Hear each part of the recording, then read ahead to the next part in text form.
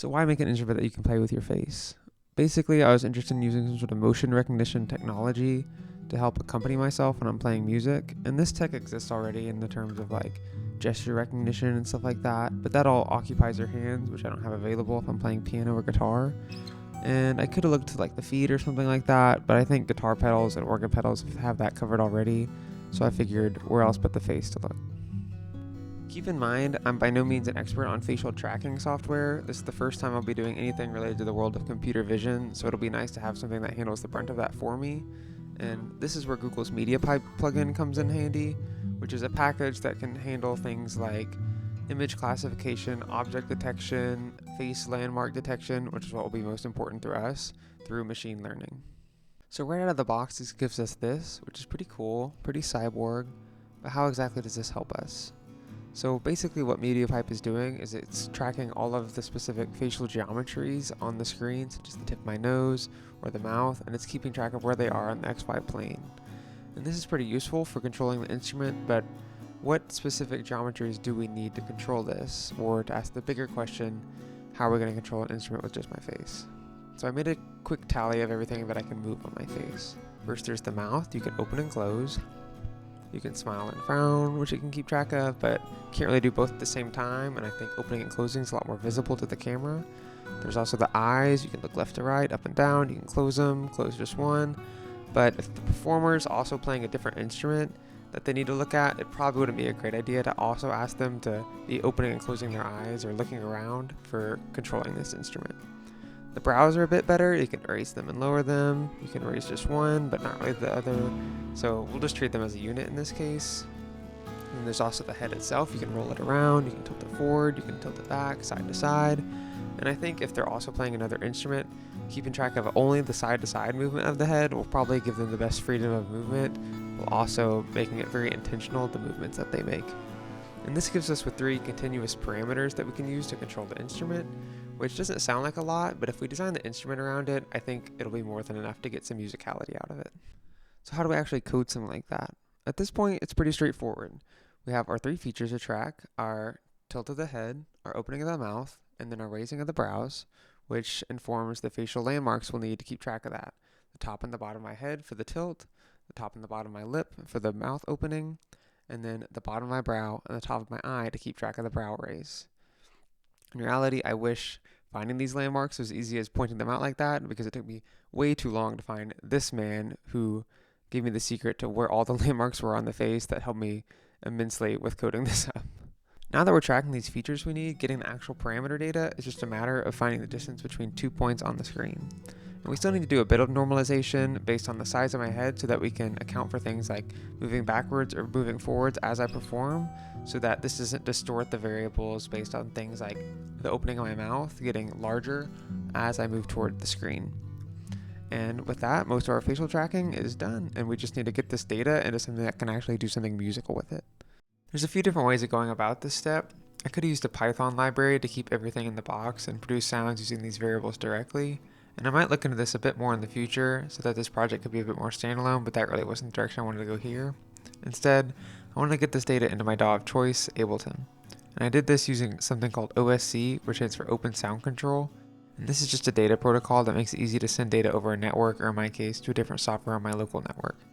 And I received this OSC data in the Max for Live patch you're currently seeing me make, which opens up the world to do anything I want with these parameters. And I could stop here and say, you figure out how to make this musical, but I wanted to try using this in a song, so I routed the parameters to an instrument I made in Ableton. The best approach I found to work with the setup I have so far is to use an existing instrument that produces a long, constant tone that's easy to modify using the facial parameters that I made. In this case, I'm using Ableton's tree tone instrument, which produces this sort of swelling, organic sound, I guess. And then I can modify that using my mouth, brows, and tilt of the head.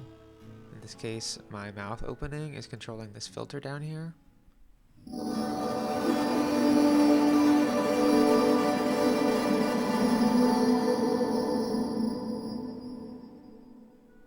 Which is basically how I'm controlling volume. The tilt of my head is controlling the pitch of the instrument.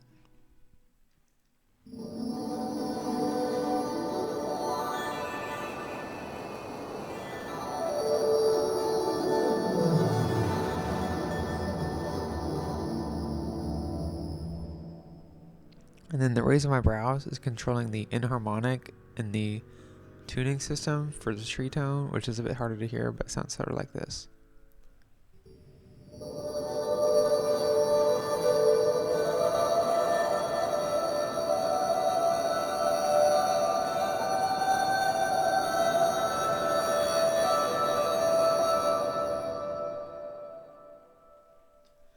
And after experimenting with all the ways I could work with this instrument, I made this song.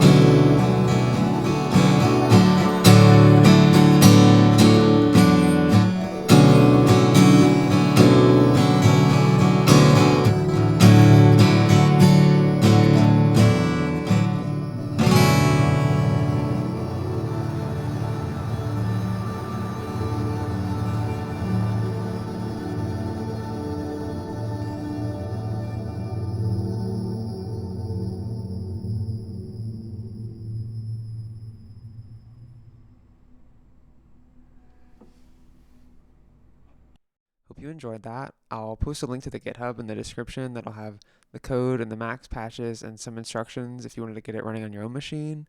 And let me know if you would like this project and want me to make more videos, either expanding the capabilities or bundling it up into a more accessible package, and I can try to do that.